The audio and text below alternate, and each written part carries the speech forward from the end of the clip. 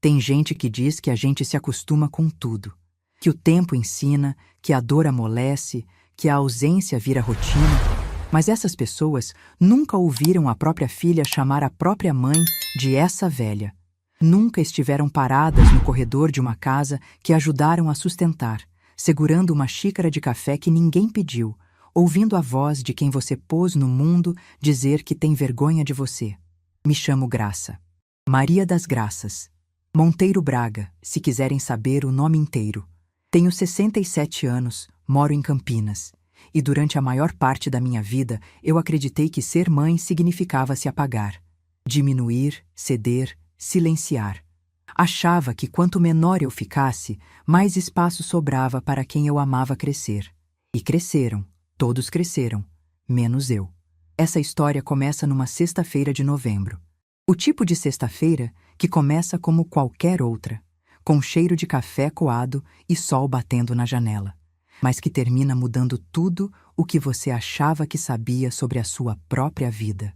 Eu tinha viajado de ônibus de Campinas até Sorocaba. 2 horas e meia de estrada, com uma mala pequena no bagageiro e um vestido novo dobrado com cuidado dentro dela. Comprei aquele vestido com o dinheiro da aposentadoria num dia de coragem, numa lojinha do centro que tinha vitrine com manequins sem cabeça. A vendedora, uma moça jovem de sorriso fácil, disse que a cor, um azul escuro discreto, combinava com meus olhos. Eu quase não comprei. Fiquei uns 20 minutos olhando para o preço e pensando se não era melhor guardar aquele dinheiro para alguma emergência. Mas depois pensei, a formatura da minha filha não é uma emergência do coração? Renata estava prestes a se formar em Direito. Aos 38 anos, depois de tantos anos adiando o sonho, ela finalmente chegaria ao fim daquela jornada. E eu não cabia em mim de orgulho.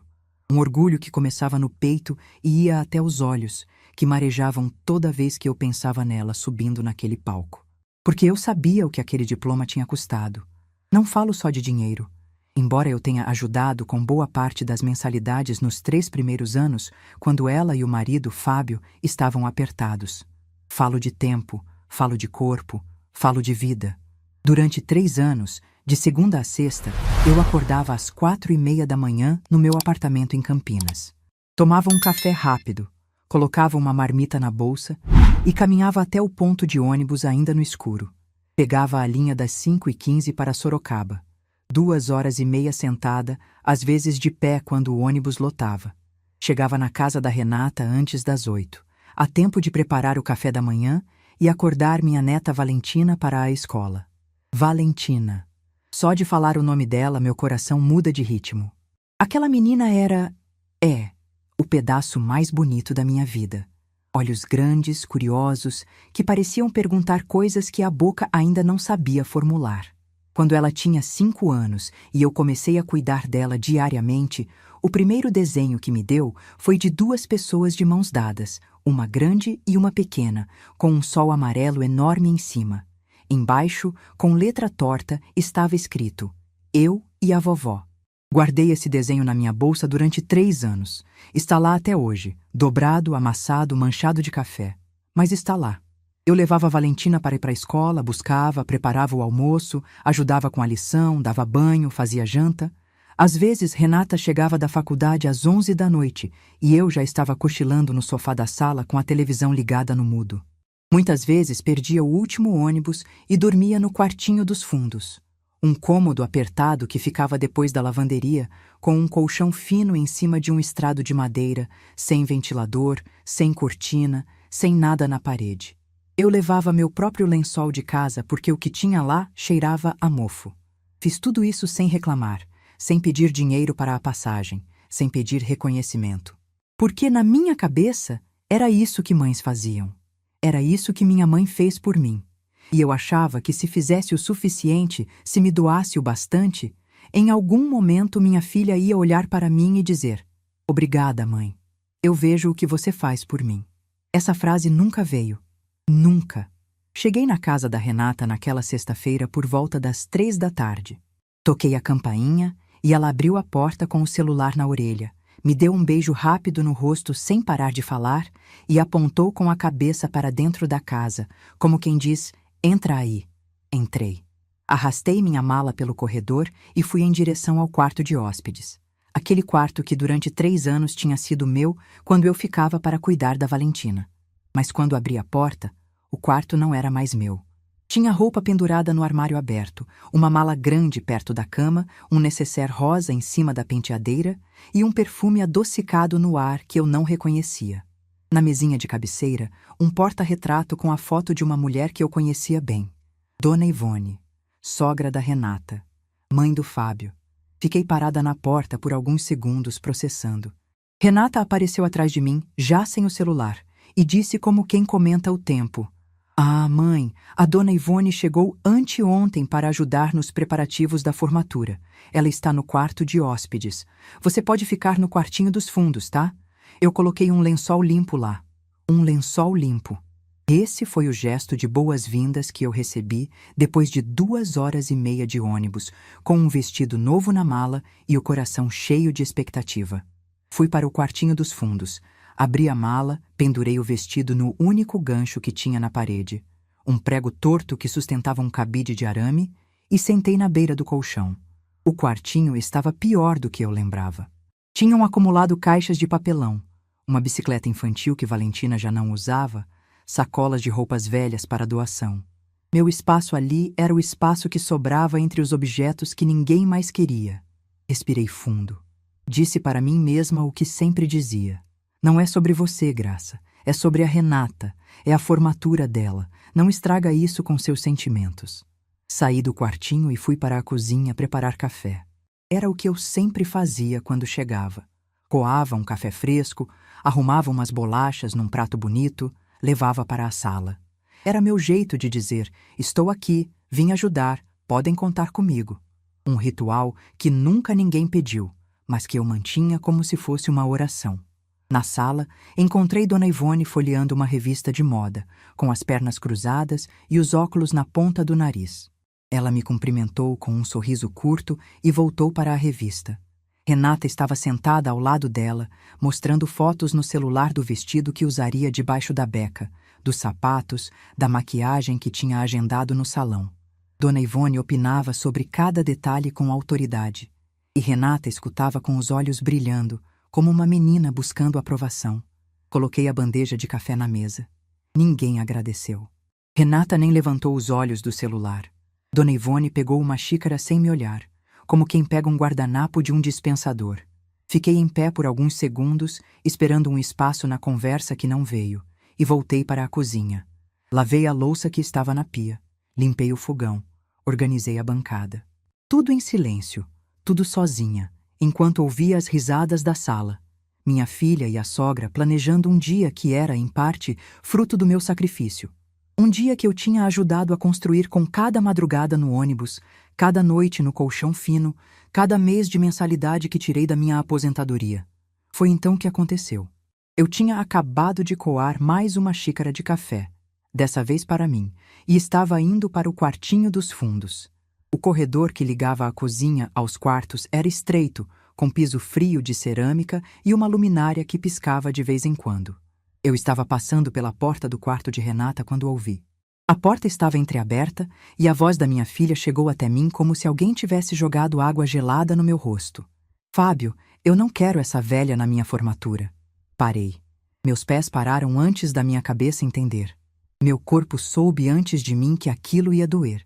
Minha mãe vai aparecer com aquele jeito simples dela, vai ficar deslocada no meio de todo mundo. Sua mãe já confirmou, seus pais vão estar lá, meus amigos da faculdade vão estar lá, eu não quero passar vergonha. Dá para você falar com ela? Inventa alguma coisa, diz que não tem mais convite, sei lá. Cada palavra era uma agulha fina, daquelas que entram devagar e doem mais depois. Essa velha, não minha mãe, não Dona Graça, essa velha. Como se eu fosse um objeto fora de lugar, um móvel velho que estraga a decoração. E então veio a resposta do Fábio, que doeu de um jeito diferente. Um jeito que não era de facada, era de abandono. Faz o que você achar melhor, Renata. É sua formatura. Pronto. Estava dado. Não era apenas minha filha que me descartava. Era o genro que autorizava o descarte. E em algum lugar da casa, Dona Ivone dormia tranquila no quarto de hóspedes que tinha sido meu, sem saber, ou talvez sabendo, que ela era a mãe que cabia e eu era a mãe que sobrava. Fiquei ali no corredor, parada, a xícara de café na mão, o vapor subindo em espiral, e dentro de mim um silêncio tão grande que parecia ocupar a casa inteira. Não chorei. Queria ter chorado, porque lágrima alivia, lágrima tira peso. Mas não veio nada. Só um vazio pesado, como se alguém tivesse desligado uma luz que estava acesa dentro de mim desde o dia em que Renata nasceu. Coloquei a xícara no balcão da cozinha, sem barulho. Voltei ao quartinho dos fundos. Tirei o vestido azul do cabide de arame, dobrei com cuidado, coloquei dentro da mala, fechei o zíper. Olhei ao redor daquele cômodo apertado, cheio de coisas que ninguém mais queria, e pensei, é assim que ela me vê. Eu sou mais uma coisa guardada aqui. Peguei a mala e saí pelo corredor. Passei pela sala onde Dona Ivone tinha adormecido no sofá com a revista no colo. Passei pela porta do quarto de Renata, que agora estava fechada. Abri a porta da frente, saí e fechei atrás de mim com um clique suave. Ninguém me viu sair. Ninguém chamou meu nome. Ninguém correu atrás de mim. E talvez essa tenha sido a confirmação mais dolorosa de todas. Eu conseguia desaparecer de uma casa cheia de gente sem que uma única pessoa notasse minha ausência. Caminhei até o ponto de ônibus com a mala batendo na minha canela. O sol já estava baixo, pintando o céu daquela cor alaranjada que parece bonita quando a gente está feliz e parece cruel quando a gente está partida por dentro. Sentei no banco do ponto e esperei. O próximo ônibus para Campinas saía em 40 minutos. 40 minutos. Sentada ali, sozinha, com a mala encostada nas pernas, olhando carros passarem, eu comecei a pensar. Não no que Renata disse. Isso eu já tinha ouvido e não precisava repetir. Pensei no que eu tinha feito da minha vida. Pensei nas madrugadas, nos ônibus, nos colchões finos, nos cafés que ninguém agradeceu, nos anos que dei sem receber. Pensei em tudo o que abri mão para que minha filha chegasse onde chegou. E pela primeira vez em muito tempo, uma pergunta apareceu na minha cabeça com uma clareza que me assustou. Graça, em que momento você parou de existir? O ônibus chegou. Subi, mostrei a passagem e sentei na janela. Encostei a testa no vidro frio e fechei os olhos enquanto o motor engrenava e Sorocaba ia ficando para trás.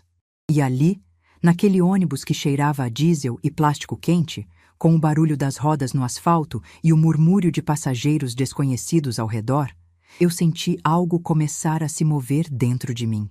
Não era raiva. Raiva eu conhecia. E aquilo não era raiva.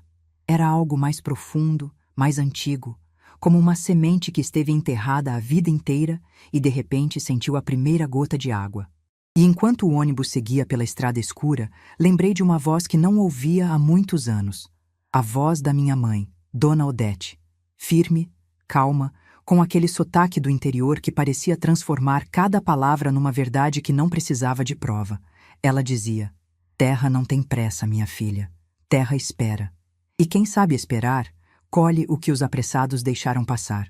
Naquela noite, voltando para Campinas no escuro, eu entendi que minha mãe não estava falando só de terra, estava falando de mim. Cheguei em Campinas perto das 9 da noite. O ônibus parou no terminal rodoviário e eu desci com a mala arrastando no chão de cimento, os ombros pesados, as pernas cansadas de um jeito que não era só físico. Era o cansaço de quem carregou peso demais por tempo demais e de repente percebe que ninguém nunca pediu para carregar.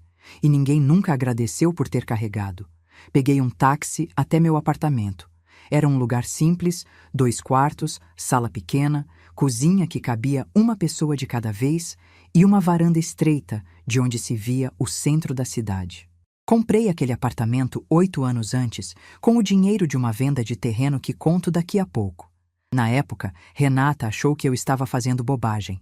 Disse que eu devia guardar o dinheiro, que apartamento dava trabalho, que eu já tinha idade para simplificar a vida. Mas eu comprei assim mesmo. Algo dentro de mim sabia que um dia ia precisar de um lugar que fosse só meu. Abri a porta, acendi a luz da sala e senti aquele cheiro de casa fechada que sempre me recebia quando eu passava dias fora. Larguei a mala no chão, fui até a cozinha, Coloquei água para ferver e preparei um chá de erva cidreira. Sentei no sofá com a xícara entre as mãos e fiquei ali, parada, olhando para a parede. E foi ali, no silêncio do meu apartamento, com o chá esfriando entre os dedos, que eu comecei a lembrar. Não de propósito. As lembranças vieram sozinhas, como água que encontra a fresta.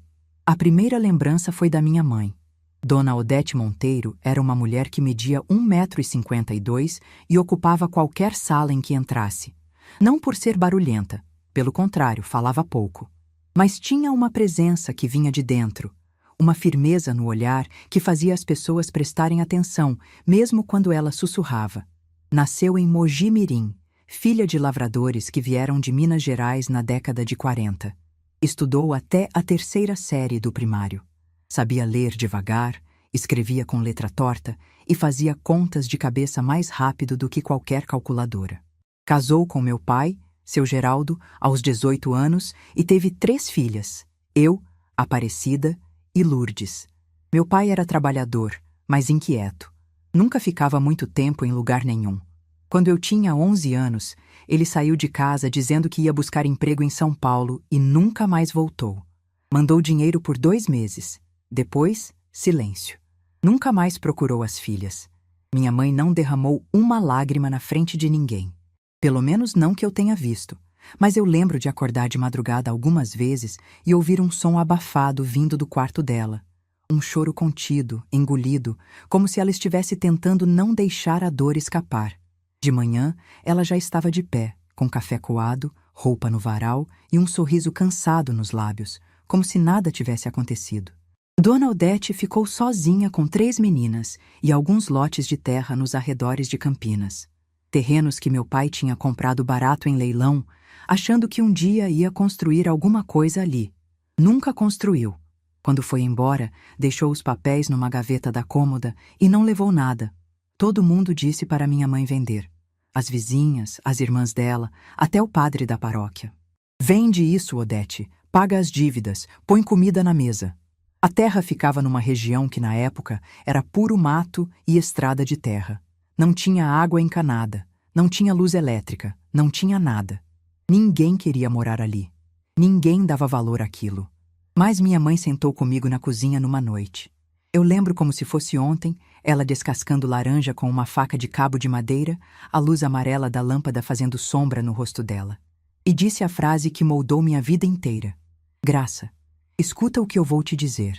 Terra não tem pressa. Terra espera. O apressado vende barato e chora caro. Quem sabe esperar, colhe o que os outros deixaram passar. Ela nunca vendeu. Pagou os impostos com o dinheiro que ganhava, lavando roupa para fora, fazendo faxina em casa de família, vendendo doce de leite e goiabada. Teve anos em que o dinheiro mal dava para comer, mas ela separava o valor do imposto como se fosse dízimo sagrado. Minhas irmãs não entendiam. Aparecida casou cedo e foi morar em Ribeirão Preto. Lourdes conseguiu emprego numa fábrica em Limeira e só voltava no Natal. Eu fiquei. Fiquei com minha mãe durante anos, ajudando com as faxinas, cuidando dela quando começou a ter problemas nas articulações, acompanhando nas consultas, fazendo companhia nas noites longas em que a solidão parecia maior que a casa. Quando conheci Jorge, meu marido, meu companheiro, meu chão, eu tinha 24 anos e ele 28. Trabalhava como eletricista numa empresa de manutenção industrial. Era um homem quieto, de poucas palavras e muita firmeza. Não era bonito no sentido que as revistas dizem, mas tinha mãos grandes e olhar honesto. E quando me abraçava, eu sentia que o mundo podia desabar, que eu estaria segura. Casamos e fomos morar numa casa alugada perto da minha mãe. Renata nasceu 2 anos depois, num dia de chuva forte, em que Jorge dirigiu feito louco até a maternidade com o limpador de para-brisa quebrado. Ele entrou na sala de espera encharcado, tremendo de ansiedade, e quando a enfermeira apareceu dizendo que era menina, eu ouvi o choro dele do quarto. Um choro de felicidade tão grande que me fez rir e chorar ao mesmo tempo. Renata foi uma criança esperta, exigente, cheia de vontade própria. Desde pequena queria as coisas do jeito dela, brigava na escola, discutia com as professoras. Jorge dizia rindo que ela tinha puxado a teimosia da avó Odete, e talvez tivesse mesmo. Mas a teimosia, sem a sabedoria, vira outra coisa. Quando Renata tinha 12 anos, minha mãe começou a apresentar sinais de uma condição delicada. Perdia a memória de coisas recentes, confundia nomes, esquecia o fogo ligado. Nos 5 anos seguintes, cuidei dela todos os dias. Dei banho, troquei roupa, preparei comida, sentei ao lado da cama contando histórias que ela já não entendia, mas que a acalmavam. Minhas irmãs apareciam uma vez por mês, ficavam meia hora, diziam "coitada da mãe" e iam embora. O peso de tudo ficava comigo. E eu carregava sem reclamar, porque era minha mãe, porque ela tinha carregado tudo sozinha quando meu pai foi embora, e eu não ia abandoná-la como ele fez. Dona Odete partiu aos 79 anos, numa manhã de domingo tranquila, dormindo. Eu estava ao lado dela, segurando sua mão. E juro para vocês que senti o exato momento em que ela se foi, como se uma brisa tivesse passado pela minha pele e levado algo junto. No testamento simples que ela havia feito com a ajuda de um tabelião amigo, deixou os terrenos para mim. Todos. Não para dividir entre as 3 filhas, para mim. Tinha uma carta junto, escrita com a letra torta dela, que dizia: "Graça, você ficou. Suas irmãs foram, mas você ficou. Essa terra é sua. Cuida dela como cuidou de mim. E lembra, terra espera." Aparecida e Lourdes ficaram furiosas. Disseram que era injusto, que elas também eram filhas, que eu tinha manipulado a mãe. Houve discussão, houve silêncio, houve anos de mágoa. Mas o testamento era claro e legal. Os terrenos eram meus. Eu guardei. Não mexi. A vida seguiu. Jorge e eu trabalhamos duro durante anos. Ele como eletricista, eu dando aulas particulares, cuidando da casa, criando Renata. Não tínhamos muito, mas tínhamos dignidade. A casa era limpa. A comida era quente, e todo domingo eu fazia um bolo de fubá que perfumava a rua inteira. Renata cresceu querendo cursar direito, mas na época não tinha condição. Jorge prometeu que quando as coisas melhorassem, ela poderia tentar. Renata guardou aquela promessa com ressentimento, como se o pai tivesse negado algo que era direito dela, e não uma impossibilidade real. Quando Jorge partiu, eu tinha 52 anos e Renata 26. Foi repentino, sem aviso. Uma condição cardíaca fulminante, disseram no hospital. Ele nem chegou a ser atendido. A dor daquele dia eu não consigo descrever. Tem dores que não cabem em palavras. Só digo que durante semanas eu acordava de madrugada e esticava a mão para o lado da cama, esperando encontrar o corpo quente dele, e encontrava só lençol frio e silêncio. Renata me ajudou nos primeiros meses, mas depois voltou para a vida dela, que era natural. Casou com Fábio 2 anos depois e eu fiquei sozinha na casa que Jorge e eu tínhamos comprado juntos. Foi nessa solidão que os terrenos voltaram para a minha vida. Dr. Otávio era um advogado amigo da família, um senhor calmo de cabelo branco que conhecia minha mãe desde os tempos da goiabada no bairro. Ele cuidava dos documentos dos terrenos havia anos, mantinha tudo em ordem. Um dia me ligou e pediu que eu fosse ao escritório dele. Quando cheguei, ele estava com um mapa aberto na mesa. Mostrou onde ficavam os terrenos e depois mostrou o que tinha acontecido ao redor. A cidade tinha crescido. Campinas, que nos anos 90 não chegava perto daquela região, tinha se expandido. Rodovias novas, condomínios, shopping centers. O fim do mundo da minha mãe tinha se tornado uma das áreas de maior valorização imobiliária da região.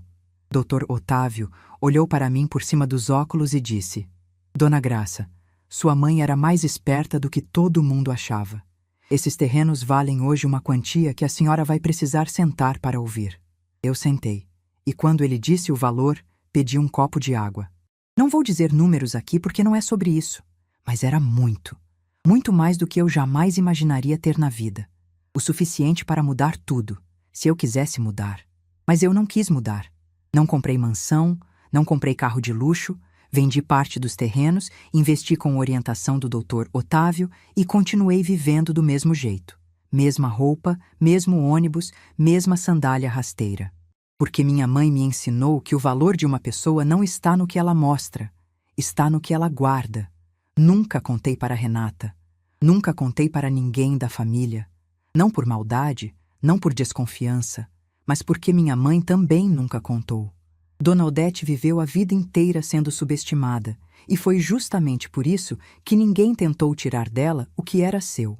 E com parte desse dinheiro, há 3 anos, fiz algo que me encheu de propósito. Procurei a Fundação Educacional de Campinas, uma instituição que mantinha bolsas de estudo para jovens de famílias humildes, jovens como eu fui, como minha mãe foi, e fiz uma doação.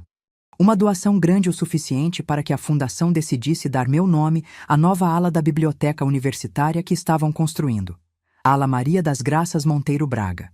Quando o presidente da fundação me mostrou o projeto com o meu nome na planta, eu pensei na minha mãe descascando laranja naquela cozinha escura, dizendo que terra espera. Pensei nela pagando imposto com dinheiro de goiabada. Pensei nela partindo com minha mão na dela, deixando uma carta com letra torta dizendo: "Você ficou." E entendi que aquela ala não levava só meu nome. Levava o nome de todas as mulheres que foram subestimadas, ignoradas, chamadas de simples, de velhas, de incapazes, e que guardaram dentro de si uma força que o mundo nunca se deu ao trabalho de procurar. A inauguração da ala estava marcada para a mesma semana da formatura de Renata, na mesma universidade, no mesmo campus. Coincidência? Talvez. Mas minha mãe dizia que Deus não joga dados. Ele planta sementes e espera a estação certa. Naquela noite, no meu apartamento em Campinas, com o chá de erva cidreira já frio e as lembranças ainda quentes, eu tomei uma decisão. Não uma decisão de raiva, não uma decisão de vingança, uma decisão de verdade. Eu iria àquela formatura, mas não como a velha que envergonhava a filha, não como a mãe invisível que ninguém notava sair. Eu iria como Maria das Graças Monteiro Braga, a mulher que minha mãe criou, a mulher que meu marido amou, a mulher que minha filha nunca se deu ao trabalho de conhecer. Peguei meu celular e liguei para o professor Antônio Carlos, o reitor da universidade que eu conhecia das reuniões da fundação. Ele atendeu no segundo toque. Expliquei que gostaria de participar da inauguração da ala no dia da cerimônia de formatura, e ele ficou entusiasmado. Disse que já estava planejando me convidar, que seria uma honra ter a benfeitora presente e que mandaria um carro me buscar em Campinas. Desliguei o telefone e olhei pela janela. As luzes da cidade brilhavam como pequenas promessas no escuro. E pela primeira vez em muito tempo, senti algo que não era dor, não era raiva, não era cansaço. Era certeza. A certeza de quem finalmente parou de se esconder. Mas entre essa noite e o dia da formatura, muita coisa ainda aconteceu. E o que minha filha fez nas semanas seguintes, isso eu preciso contar com calma.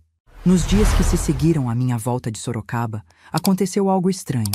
Eu parei de me sentir culpada. E para quem passou a vida inteira carregando culpa como se fosse documento de identidade, isso foi uma revolução silenciosa. Acordava de manhã, preparava meu café, sentava na varanda do apartamento e ficava olhando a cidade despertar. Sem pressa, sem ônibus para pegar, sem mala para arrumar, sem neta para levar na escola, sem filha para agradar. Era só eu e o barulho dos pássaros no fio da luz, e aquele silêncio que antes me dava angústia, agora me dava algo parecido com alívio.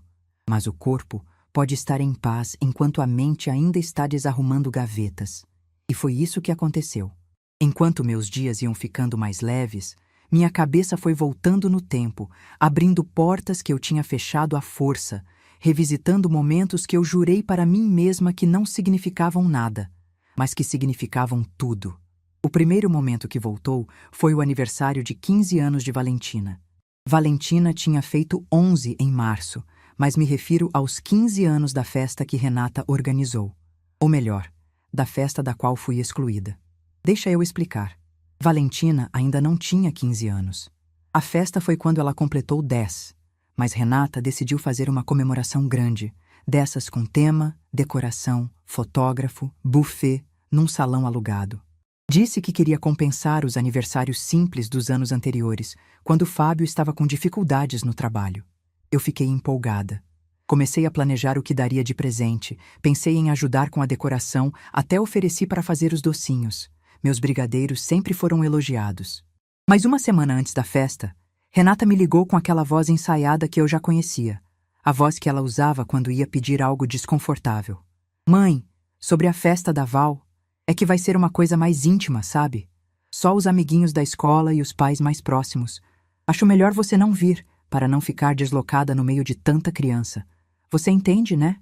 Eu entendi. Entendi perfeitamente. Entendi tanto que não discuti. Disse que tudo bem, que mandaria o presente e desliguei. No dia seguinte, vi as fotos nas redes sociais. O salão estava lotado. Tinha adulto por todo lado. Os amigos de Renata, a família do Fábio inteira, vizinhos, colegas de trabalho, e bem no centro de uma foto, sorrindo ao lado de Valentina, com um vestido longo como se fosse a anfitriã, estava Dona Ivone. Segurando a mão da minha neta, no lugar onde eu deveria estar. Valentina me ligou naquela noite. Perguntou por que a vovó não tinha ido. Eu inventei que estava gripada. Ela disse: "Melhora logo, vovó. Guardei um pedaço de bolo para você." Aquela frase me destruiu mais do que qualquer coisa que Renata pudesse dizer. Porque Valentina, com 10 anos, fez o que minha filha de 36 não fez. Lembrou de mim. Depois veio o Natal. Aquele Natal que eu tento esquecer, mas que insiste em voltar. Era dezembro. A casa de Renata estava enfeitada com luzes e uma árvore que Dona Ivone ajudou a montar, porque naquele ano, como em muitos outros, a sogra passou o feriado junto. Eu fui convidada, dessa vez sim. Cheguei cedo, ajudei na cozinha, preparei a farofa e o arroz com passas que todo mundo gostava. Coloquei a mesa, arrumei os guardanapos, organizei os copos. Fui a última a sentar e a primeira a levantar para lavar a louça. Na hora dos presentes, Renata fez questão de entregar tudo na frente de todos, como se fosse uma apresentação. Para Fábio, um relógio novo. Para Valentina, um tablet. Para Dona Ivone, um perfume importado daqueles que vêm em caixa bonita com laço de cetim. Dona Ivone abriu, cheirou, sorriu, e Renata disse com orgulho: "Vi que a senhora elogiou esse perfume naquela revista, Dona Ivone. Fui lá e comprei." Para mim, Renata entregou um envelope. Dentro, um vale-presente de farmácia, sem embalagem, sem laço, sem cartão. Abri o envelope, olhei o valor modesto e guardei na bolsa. Não disse nada. Mas Dona Ivone, que estava borrifando o perfume novo no pulso, me olhou com aquele sorriso que não é sorriso. É pena. Aquela noite, no quartinho dos fundos, enquanto todo mundo assistia filme na sala, eu sentei na beira do colchão e chorei. Não pelo vale-presente, pelo que ele representava. Era a medida exata do meu valor na vida da minha filha. Algo prático, sem afeto, resolvido com pressa. E depois vieram as reuniões de família do Fábio. Os almoços de domingo na casa dos pais dele, os churrascos de feriado, os encontros de fim de ano. A família do Fábio era grande, barulhenta, cheia de gente com diploma e opinião sobre tudo. Médicos, advogados, engenheiros. Falavam de política, de economia, de viagens internacionais. E eu ficava num canto, quieta, segurando meu prato, tentando parecer à vontade num lugar onde nunca me senti bem-vinda. Renata me puxava de lado antes de cada encontro e repetia a mesma coisa, com variações que não mudavam o sentido. "Mãe, tenta ficar mais quietinha hoje, tá? Eles são gente estudada e você às vezes comenta umas coisas que..." Ela nunca terminava a frase. Nunca precisou. O silêncio depois daquelas reticências dizia tudo. Você não é como eles. Você não pertence. E eu obedecia. Ficava quietinha. Sorria sem falar. Assentia sem opinar. Me tornava exatamente o que minha filha queria que eu fosse. Um móvel discreto no canto da sala, que ninguém nota, mas também ninguém reclama. Foi assim durante anos. E durante anos, eu disse para mim mesma que era normal, que Renata estava apenas tentando evitar constrangimentos, que eu deveria ser mais compreensiva. Mas ali, sentada na varanda do meu apartamento em Campinas, semanas depois de ouvir essa velha no corredor, eu finalmente vi a verdade nua. Minha filha não estava me protegendo de constrangimentos. Estava me escondendo. Como se esconde uma mancha na parede, com um quadro bonito na frente. 3 dias depois de eu ter voltado de Sorocaba, meu celular apitou. Era Renata. Uma mensagem no WhatsApp. "Mãe, tá tudo bem? Fui no quartinho e sua mala não estava lá." Respondi. "Voltei para casa. Me senti indisposta." Ela mandou. "Melhoras, mãe." E pronto. Fim da conversa, um emoji de coração como curativo numa ferida que precisava de sutura. Ela não ligou. Não perguntou o que eu tinha. Não ofereceu para vir me ver. Aceitou a explicação mais rasa possível e seguiu com os preparativos da formatura como se minha ausência fosse um detalhe irrelevante. Nos dias seguintes, mantive minha rotina. Fazia compras no mercadinho do bairro, caminhava na praça de manhã, lia os livros que estavam acumulando poeira na estante. Visitei Dona Lúcia, minha vizinha do terceiro andar, que sempre me chamava para tomar café e conversar. Contei para ela o que tinha acontecido. Não tudo, mas o suficiente para desabafar. Dona Lúcia me ouviu em silêncio, segurou minha mão e disse: Graça, filha ingrata, é a dor que mais demora para passar. Mas passa, quando você para de alimentar. Também liguei para a fundação. Falei com Sônia, a secretária do professor Antônio Carlos, e confirmei minha presença na inauguração da ala. Sônia me disse que o reitor estava muito animado, que haveria uma pequena cerimônia antes da colação de grau, e que ele gostaria de me homenagear pessoalmente. Minha relação com a fundação tinha começado 4 anos antes, quase por acaso. Eu estava num consultório médico, esperando ser chamada, quando vi uma reportagem na televisão sobre jovens que tinham perdido bolsas de estudo por falta de financiamento. Uma das meninas entrevistadas chorava dizendo que seu sonho de ser professora tinha acabado. Eu olhei para aquela menina e vi minha mãe. Vi Dona Odete, que não pôde estudar, que leu devagar a vida inteira, que escrevia com letra torta, mas que tinha mais sabedoria do que gente com 3 diplomas. Naquela mesma semana, procurei a Fundação Educacional de Campinas. Fui pessoalmente ao escritório, uma sala simples num prédio comercial do centro. O professor Antônio Carlos me recebeu com curiosidade. Uma senhora de aparência modesta que aparecia sem agendar, dizendo que queria fazer uma doação. Ele deve ter achado que eu ia doar uma cesta básica ou uns livros usados. Quando falei o valor que tinha em mente, ele se ajeitou na cadeira. Pediu que eu repetisse. Repeti. Ele tirou os óculos, limpou com a ponta da gravata e disse: Dona Graça, com esse valor, a senhora pode mudar a vida de dezenas de jovens. E eu respondi: é exatamente o que eu quero fazer. A doação foi feita em parcelas ao longo de 2 anos. Durante esse tempo, conheci os bolsistas, participei de eventos da fundação, vi de perto o impacto que aquele dinheiro estava tendo. Jovens que eram primeira geração da família na universidade, assim como Renata tinha sido. A diferença é que esses jovens me olhavam com gratidão, com respeito, com admiração. Me tratavam como alguém que importava, algo que minha própria filha nunca fez. Quando a fundação decidiu dar meu nome à nova ala da biblioteca, construída com recursos da minha doação e de outros benfeitores, eu senti algo que não sentia há décadas. Orgulho de mim mesma. Não orgulho do dinheiro, não orgulho da homenagem. Orgulho de ter honrado a herança da minha mãe, de ter feito os terrenos de Dona Odete virarem educação para quem mais precisava. Uma semana antes da formatura, Renata me ligou. Dessa vez por voz, não mensagem. Mãe, tô ligando para confirmar se você vai na formatura. Consegui encaixar mais um convite para a senhora. Encaixar. Aquela palavra ficou girando na minha cabeça. Encaixar é o que a gente faz com um compromisso de última hora, com uma reunião que quase não cabe na agenda, com algo que não era prioridade, mas que por educação a gente acomoda. Minha presença na formatura da minha filha, a formatura que eu ajudei a pagar, a filha que eu ajudei a criar, o diploma que só existia porque eu passei 3 anos cuidando da neta dela, tinha sido encaixada. Agradeci com a voz calma e disse que iria. Renata pareceu aliviada, como quem resolve um item pendente numa lista de tarefas. Não perguntou como eu estava, não mencionou minha saída repentina de Sorocaba, não fez nenhuma referência ao que tinha acontecido. Era como se nada tivesse acontecido, e talvez para ela nada tivesse acontecido mesmo. Porque para perceber que alguém sumiu, primeiro você precisa ter notado que ela estava ali. Desliguei e fiquei parada com o celular na mão.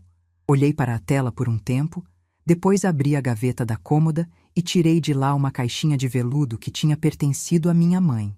Dentro, um par de brincos de pérola, pequenos, discretos, elegantes. Dona Odete usou esses brincos no dia do meu casamento. Foram a única joia que ela teve na vida, comprada com dinheiro que guardou durante anos vendendo goiabada. Coloquei os brincos nas orelhas e me olhei no espelho do banheiro. Vi minha mãe me olhando de volta. A mesma testa, o mesmo queixo, os mesmos olhos que sabiam guardar segredo e esperar o momento certo. Nos últimos dias antes da formatura, organizei tudo com calma. Separei o vestido azul marinho que tinha comprado para a ocasião, o mesmo que tinha levado para Sorocaba e trazido de volta sem usar. Escolhi um sapato baixo e confortável. Passei o vestido a ferro com cuidado, como se estivesse preparando uma armadura feita de tecido e dignidade. Liguei para o professor Antônio Carlos para alinhar os detalhes. Ele confirmou que a limusine da fundação me buscaria em Campinas às 4 da tarde. Disse que a cerimônia de inauguração da ala seria breve, antes do início da colação de grau, e que ele faria questão de me receber pessoalmente na entrada. Dona Graça, ele disse antes de desligar, a senhora é a prova de que as maiores riquezas são as que a gente não vê. Sorri. Se ele soubesse o quanto aquela frase era verdadeira. Na véspera da formatura, fiz algo que não fazia há muito tempo. Rezei. Não sou de frequentar igreja, mas acredito numa força maior que organiza as coisas quando a gente não está olhando. Sentei na beira da cama, juntei as mãos e pedi apenas uma coisa: coragem. Não coragem para me vingar. Nunca foi sobre isso. Coragem para ser vista como realmente sou.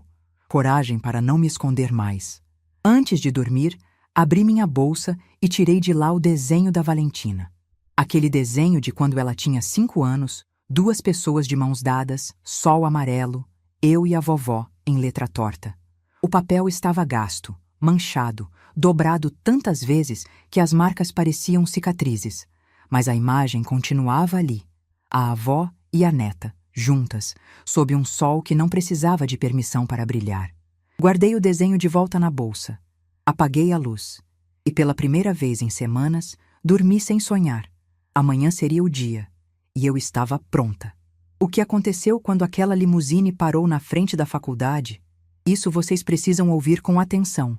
Eu nunca tinha entrado numa limusine.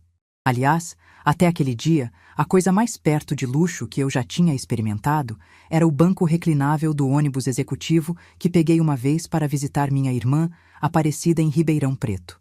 Então, quando o motorista, um rapaz de terno escuro e luvas brancas, abriu a porta daquele carro comprido e preto na frente do meu prédio, eu fiquei parada na calçada por uns 5 segundos, sem saber como entrar. Ele sorriu, estendeu a mão e disse: Dona Graça, pode ficar à vontade. Sentei no banco de couro e o mundo ficou silencioso. Do lado de fora, o trânsito de Campinas continuava barulhento, motos cortando, ônibus soltando fumaça, gente gritando na esquina. Mas ali dentro era como se alguém tivesse apertado o botão de mudo.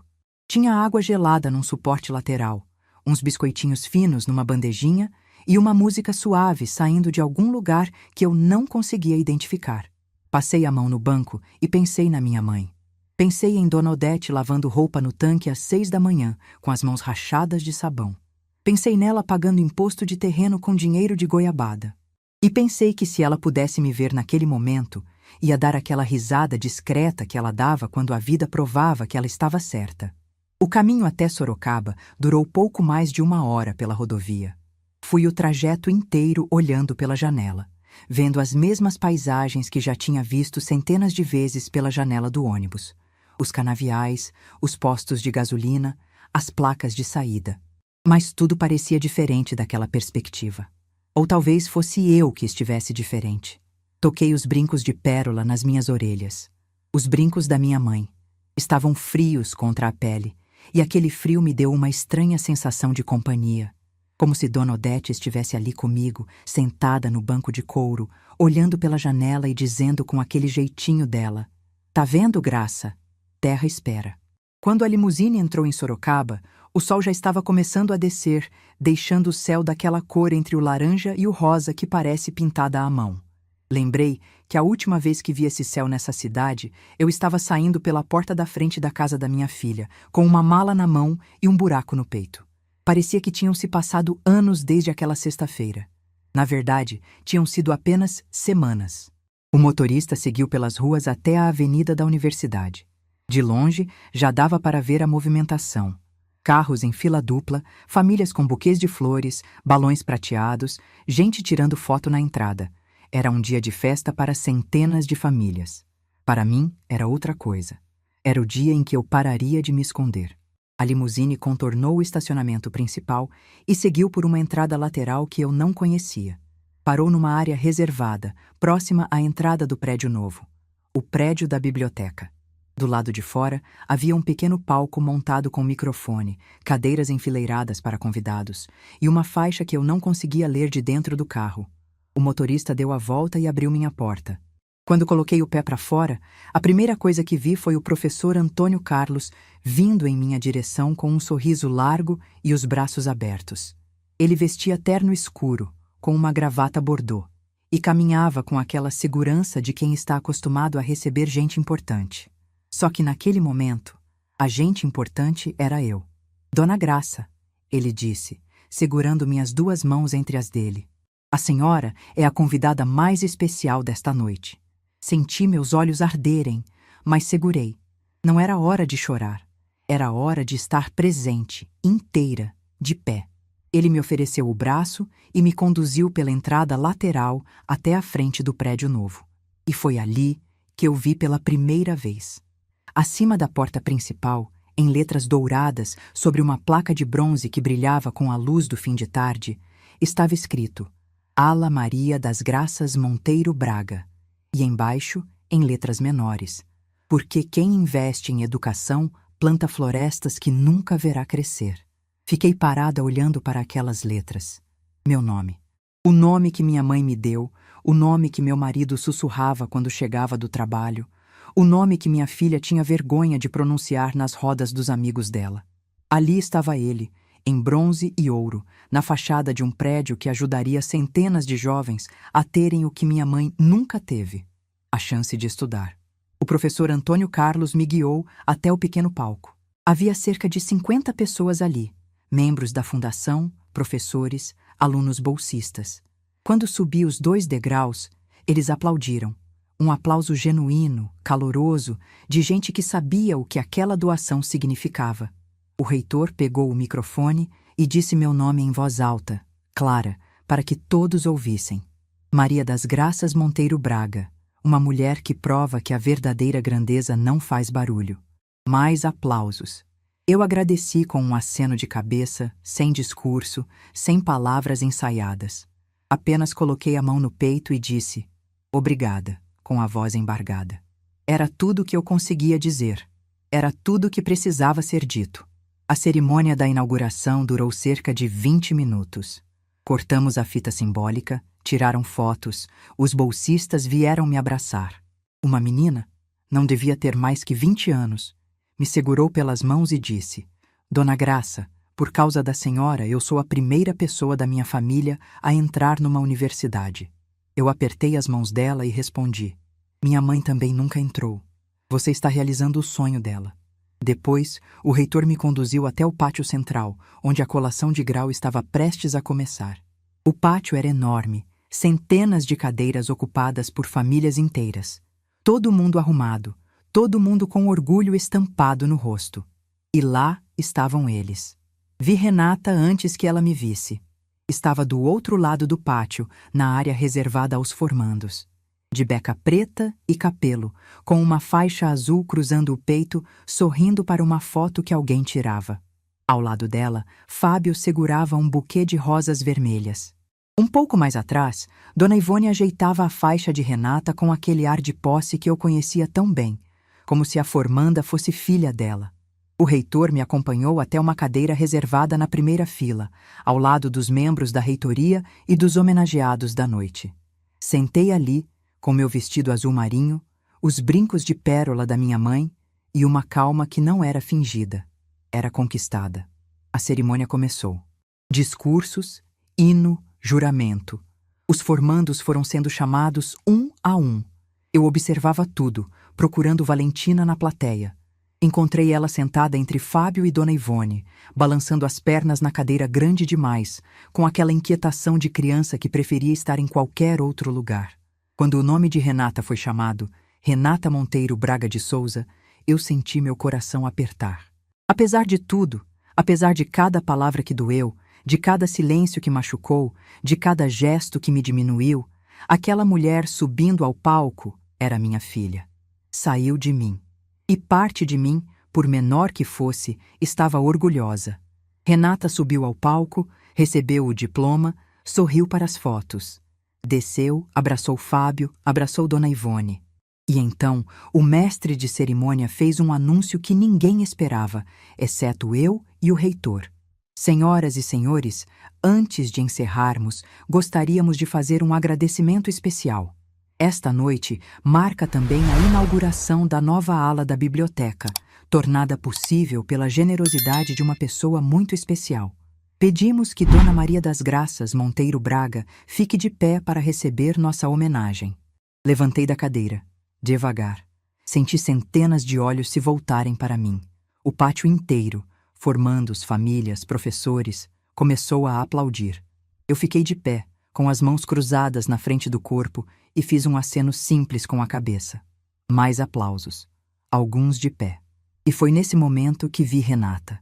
Ela estava parada na lateral do palco dos formandos, com o diploma ainda na mão.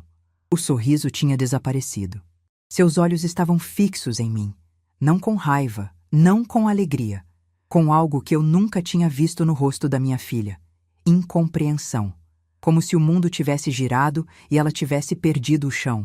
Eu vi quando seus olhos foram da minha figura até a fachada do prédio atrás de mim. Vi quando ela leu as letras douradas. Vi quando reconheceu o meu nome, o nome dela também, Monteiro Braga, gravado em bronze naquele prédio. E congelou. A beca parou de balançar. A mão que segurava o diploma caiu ao lado do corpo. A boca se abriu levemente, como se quisesse dizer algo, mas tivesse esquecido todas as palavras. Fábio tocou no braço dela e perguntou alguma coisa, mas ela não respondeu. Dona Ivone se aproximou, olhou para onde Renata olhava e, pela primeira vez, vi no rosto daquela mulher uma expressão que não era de superioridade. Era de espanto. Mas quem quebrou tudo não foi nenhum dos adultos. Foi Valentina. Minha neta, que até aquele momento estava sentada balançando as pernas, me viu de pé, recebendo aplausos, e seu rosto se iluminou como se alguém tivesse acendido uma lâmpada por dentro. Ela desceu da cadeira, passou por Fábio, passou por Dona Ivone, passou por um corredor inteiro de pessoas sentadas e veio correndo na minha direção. Vovó! Vovó! A voz dela cortou o pátio como um sino. As pessoas ao redor se viraram para olhar aquela menina de vestido branco correndo entre as cadeiras, com os cabelos soltos e os braços abertos, chamando pela avó no meio de uma cerimônia de formatura. Ela se jogou em mim, com uma força que quase me tirou do chão. Enfiou o rosto no meu peito, me apertou com os braços com aquela intensidade que só criança tem e disse no meu ouvido, com a voz abafada pelo tecido do meu vestido: Eu sabia que você vinha, vovó. Eu disse para todo mundo que você vinha. Ninguém acreditou, mas eu sabia.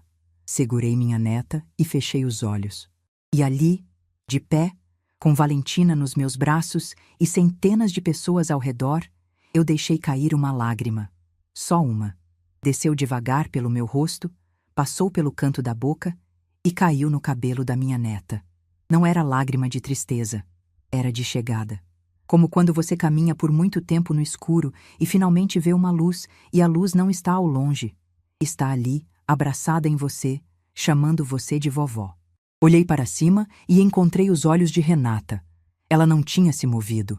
Estava exatamente no mesmo lugar, com o diploma pendendo da mão, o cabelo torto e os olhos cheios de uma coisa que eu conhecia bem, a dor de perceber tarde demais. Não fui até ela. Não precisava.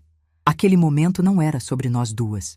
Era sobre mim e sobre a menina que jamais teve vergonha de me chamar de vovó na frente de todo mundo. A cerimônia se encerrou pouco depois. Eu fiquei com Valentina por mais alguns minutos, respondendo aos cumprimentos de professores e alunos. Renata não se aproximou. Vi de longe que Fábio tentou trazê-la, mas ela puxou o braço e balançou a cabeça. Dona Ivone estava sentada numa cadeira com uma expressão que eu nunca tinha visto nela. A expressão de quem percebe que subestimou completamente a pessoa errada. Quando a noite começou a esfriar, a limusine me esperava. Valentina não queria me soltar. Segurava minha mão com as duas dela e perguntava se eu não podia ficar mais um pouco, se eu não podia dormir na casa dela. Abaixei, fiquei na altura dos olhos dela e disse: Val, a vovó precisa ir agora, mas vou te contar um segredo. Eu nunca estou longe. Toda vez que você olhar para aquele prédio com o nome da vovó, vai saber que eu estou ali. E toda vez que você abrir um livro naquela biblioteca, vai ser como se a gente estivesse lendo juntas. Ela sorriu. E aquele sorriso valeu mais do que qualquer placa de bronze. Entrei na limusine e o motorista fechou a porta. Pela janela escurecida, vi Valentina acenar com as duas mãos. Vi Fábio com a mão no ombro de Renata, que continuava imóvel. E vi Dona Ivone, pela primeira vez em todos aqueles anos, sem absolutamente nada para dizer. A limusine pegou a rodovia de volta para Campinas. O mesmo caminho de sempre. Os mesmos canaviais, os mesmos postes de luz. Mas eu não era a mesma mulher que fazia esse trajeto no banco apertado do ônibus das 5 da manhã. Encostei a cabeça no banco de couro, fechei os olhos e ouvi, clara como água, a voz da minha mãe. Tá vendo, Graça? Terra espera! E sorri. No escuro daquela limusine, voltando para casa sozinha, eu sorri. Mas a história não acaba aqui. Porque dias depois, minha campainha tocou. E quando abri a porta, era Renata. Capítulo 5. Terra espera. 4 dias depois da formatura, numa manhã de terça-feira, minha campainha tocou. Eu estava na cozinha, preparando um café com calma, ouvindo o rádio tocar uma música antiga que meu marido Jorge gostava. Era uma manhã comum, dessas que você vive sem saber que vai lembrar para sempre. O sol entrava pela janela da cozinha e batia no azulejo branco, e eu estava ali, descalça, de camisola, mexendo o açúcar no fundo da xícara. A campainha tocou de novo. Sequei as mãos no pano de prato, atravessei a sala e olhei pelo olho mágico. Era Renata. Estava sozinha, sem Fábio, sem Valentina, sem Dona Ivone servindo de escudo. Vestia uma roupa simples, calça jeans e uma blusa que eu reconhecia. Era uma que eu tinha dado de presente anos atrás e que nunca havia usar. Os olhos estavam inchados, o cabelo preso de qualquer jeito, e ela segurava a bolsa com as duas mãos na frente do corpo, como se precisasse de algo para se apoiar. Abri a porta. Ficamos nos olhando por alguns segundos. Ela abriu a boca, fechou, abriu de novo. E quando finalmente falou, a voz saiu trêmula, rachada no meio como porcelana que caiu, mas não quebrou de vez. Mãe, posso entrar? Abri espaço e ela passou por mim. Parou no meio da sala, olhou ao redor como se fosse a primeira vez ali. Mas eu entendi. Ela não estava olhando o apartamento. Estava tentando enxergar a mulher que o reitor chamou de benfeitora. A mulher que tinha o nome gravado num prédio. A mulher que desceu de uma limusine enquanto ela ficava paralisada. Fui até a cozinha e voltei com 2 xícaras de café. Coloquei uma na mesinha de centro, na frente dela, e sentei na poltrona com a minha. Não disse nada. Tomei um gole e esperei. Porque durante 67 anos eu fui a primeira a falar, a primeira a ceder, a primeira a preencher o silêncio para que os outros não precisassem se esforçar. Dessa vez, não. Renata segurou a xícara sem beber. Ficou girando entre as mãos, olhando para o café como se as respostas estivessem ali dentro. E então começou a falar. Devagar, tropeçando nas palavras, como alguém que ensaia um discurso 1000 vezes na cabeça, mas que na hora esquece tudo. Disse que depois da formatura não conseguiu dormir, que ficou a noite inteira acordada, olhando para o diploma em cima da mesa e sentindo que aquele papel não valia nada. Que Fábio tentou conversar, mas ela mandou ele ir dormir. Que ficou horas sentada no sofá no escuro, lembrando de coisas que não lembrava há anos. Disse que lembrou das madrugadas, das vezes em que chegava da faculdade às 11 da noite e eu estava dormindo no sofá com a televisão no mudo. Disse que nunca parou para pensar no que significava eu acordar às 4:30 da manhã em Campinas para estar às 8 na casa dela em Sorocaba. Disse que lembrou da marmita. Que eu levava minha própria comida de casa porque nunca quis dar trabalho e que ela nunca, em 3 anos, ofereceu para eu almoçar com a família. Aquele detalhe, ela disse, foi o que mais doeu quando voltou na memória, porque mostrava que eu já tinha aceitado ser invisível e que ela tinha deixado. Eu escutava tudo em silêncio, tomando meu café. Não a interrompi, não a corrigi, não tentei suavizar. Deixei que cada palavra viesse no tempo dela, como água descendo por uma encosta. Devagar no começo, depois cada vez mais rápido. Renata então me olhou nos olhos e perguntou: Mãe, por que você nunca me contou? Sobre os terrenos, sobre o dinheiro, sobre a doação. Por que escondeu tudo isso de mim? Coloquei a xícara na mesinha. Respirei fundo. E respondi com uma calma que veio de um lugar que eu não conhecia antes daquelas últimas semanas. Renata, eu não escondi. Eu apenas nunca mostrei. Tem uma diferença. Esconder é ter medo de que alguém descubra. Não mostrar é saber que certas coisas não precisam ser exibidas para existir. Minha mãe me ensinou isso. Ela passou a vida inteira sendo chamada de coitada, de ignorante, de sem futuro. E nunca corrigiu ninguém, porque sabia que o valor dela não dependia do que os outros achavam. Renata balançou a cabeça. Disse que entendia, mas que não era justo. Que se ela soubesse que eu tinha condições, teria me tratado diferente. E ali, naquele momento, eu senti algo que precisava ser dito. Não com raiva, não com mágoa. Com a clareza de quem finalmente enxerga uma verdade que estava escondida atrás de anos de desculpas. Renata, escuta o que eu vou te dizer, porque é a coisa mais importante que eu vou falar para você na vida. Você acabou de dizer que se soubesse do dinheiro, teria me tratado diferente. Você ouviu o que disse? Está dizendo que o respeito que você tem por uma pessoa depende do quanto essa pessoa tem no banco. Que se eu fosse só a velhinha da aposentadoria, o jeito como você me tratou estaria certo. Filha, o problema nunca foi o dinheiro. O problema é que você olhou para mim e viu uma velha que te envergonhava. E eu olhei para mim e vi uma mulher que se envergonhava de si mesma por aceitar isso durante tanto tempo. Nós duas estávamos erradas, mas só uma de nós teve coragem de mudar. O silêncio que veio depois foi o mais denso que já existiu dentro daquele apartamento. Renata não se mexeu. As lágrimas desciam pelo rosto dela em linhas retas, sem soluço, sem som, como se o corpo chorasse sozinho enquanto a mente ainda processava o que tinha ouvido. Depois de um tempo que não sei medir, ela disse quase num sussurro: Eu sinto muito, mãe. Eu sinto muito por tudo. Eu acreditei nela. De verdade. Não porque as palavras fossem bonitas, mas porque eu vi nos olhos dela algo que nunca tinha visto antes. Vergonha. Não vergonha de mim, vergonha dela mesma. E esse tipo de vergonha, quando é sincera, é o primeiro passo para alguém mudar de verdade. Mas eu também sabia de uma coisa que levei 67 anos para aprender. Perdoar não significa voltar a ser quem você era antes. Perdoar significa seguir em frente sem carregar o peso. Então disse: Renata, eu aceito suas desculpas, aceito de coração, mas eu não vou voltar a ser quem eu era. Não vou voltar a me diminuir para caber no espaço que vocês me davam. Se você quiser que eu faça parte da sua vida, vai ser nos meus termos. Quando eu for bem-vinda de verdade, eu estarei lá.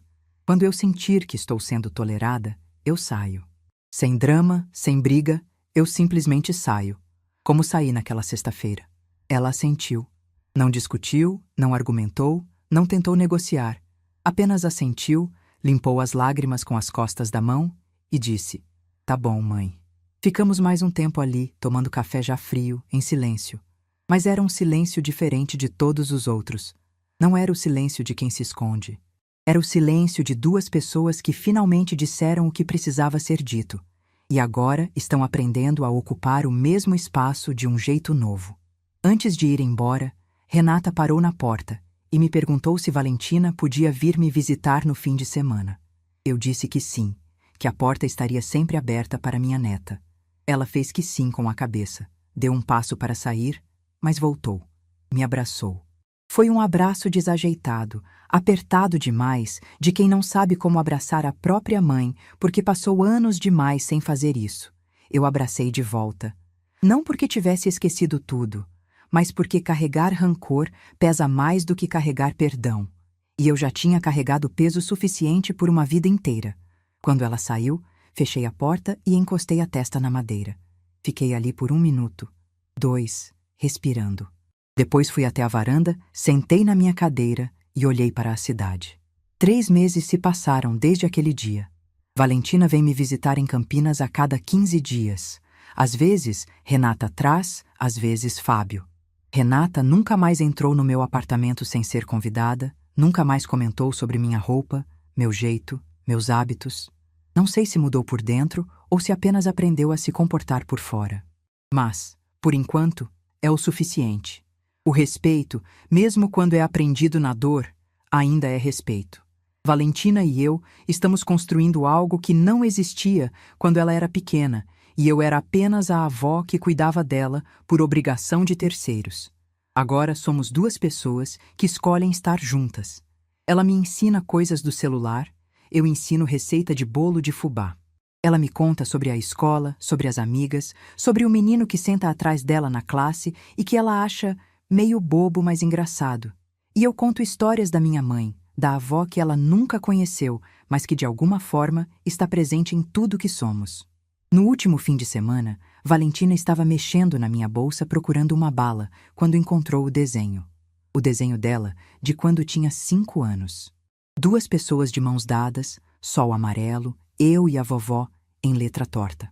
Ela segurou o papel com cuidado, como se fosse uma coisa frágil e preciosa, e ficou olhando por um tempo sem dizer nada. Depois me olhou e disse: "Vovó, você guardou esse desenho esse tempo todo?" Eu disse que sim, que estava na minha bolsa desde o dia em que ela me deu. Ela ficou quieta por um momento. Depois disse com aquela seriedade que crianças têm quando entendem coisas que adultos complicam: "Vovó, eu vou fazer outro desenho para você. Mas dessa vez vou desenhar o prédio também, o prédio com o seu nome." Meus olhos encheram de água. Eu puxei ela para perto, beijei o topo da cabeça dela e disse: "Pode fazer, meu amor, mas guarda esse antigo também. Porque esse aqui foi feito quando você me via sem saber o meu nome num prédio. E isso vale mais do que qualquer placa de bronze." Ela não entendeu completamente, mas um dia vai entender. E quando entender, vai saber que o amor verdadeiro é o que existe antes de qualquer revelação, antes de qualquer limusine, antes de qualquer nome em letras douradas.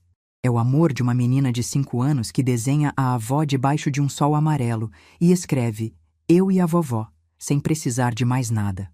Hoje, enquanto conto essa história, estou sentada na minha varanda em Campinas, olhando as luzes da cidade se acenderem. O mesmo apartamento simples, a mesma cadeira, o mesmo chá de erva cidreira que tomo toda noite. Não mudei minha vida por fora. Mudei por dentro.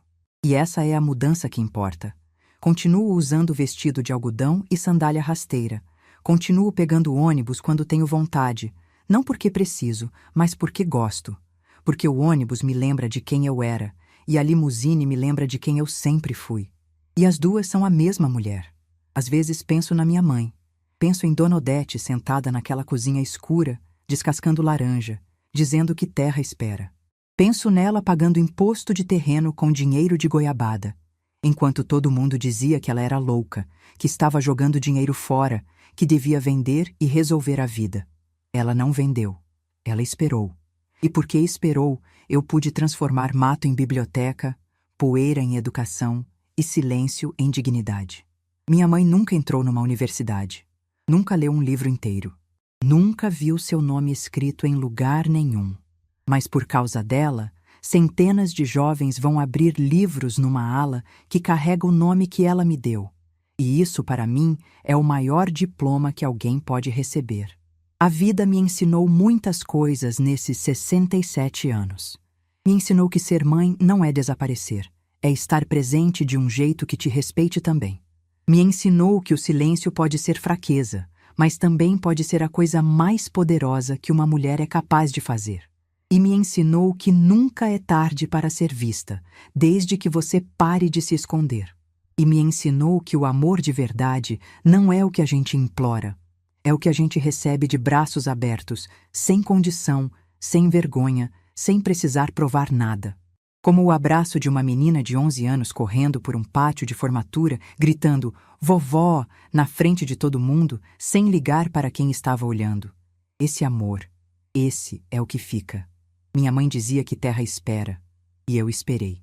Esperei 67 anos para ser vista. Mas quando finalmente fui vista, entendi que não precisava de limusine, nem de placa de bronze, nem de aplausos. Eu só precisava de alguém que olhasse para mim e enxergasse o que sempre esteve ali. E isso, meus queridos, ninguém pode tirar de mim. Se essa história tocou seu coração, deixe seu like, se inscreva no canal e comente aqui embaixo. No meu lugar, o que você faria? Sua mensagem pode iluminar o dia de alguém.